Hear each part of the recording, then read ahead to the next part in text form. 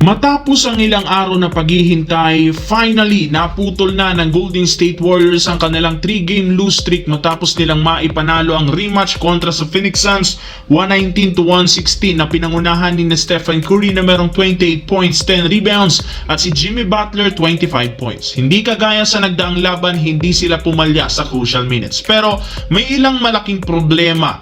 Katulad ng walang sawang paggamit ni Coach Steve Kerr ng small ball lineup. May isang pagkakataon nga na gumamit ang Warriors ng sabay-sabay na 4 na gwardya at si Draymond Green na merong height na 6'6" ang sentro. Pero sa ganoon, good news pa rin naman dahil maganda ang nilaro ng kanilang rookie na si Will Richard dahil sa loob ng 19 minutes nakapagtala ito ng 20 points na nagbigay momentum sa Golden State Warriors.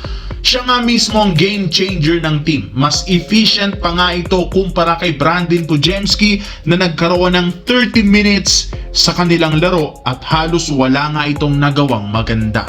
Samantala, dito naman tayo. Simula nga po sa maagang pag-struggle ni Cooper Flagg sa Dallas Mavericks ngayong season, sa wakas, nakakapag-adjust na nga ito sa playing style at physicality ng NBA sa pag-average niya ng 18 points per game. Tumaas na rin naman sa 25 points ang kanyang itinala sa huling 8 laro kung saan nagkaroon sila ng 6 wins, 3 losses. Nagagawa na rin naman nila ditong manalo at makasabay sa ilang malalakas na team kahit hindi pa maglaro si Anthony Davis. At lahat nga ng magagandang performance ni Flagg ay kanyang nagawa matapos siyang ibalik sa kanyang original na posisyon ng forward.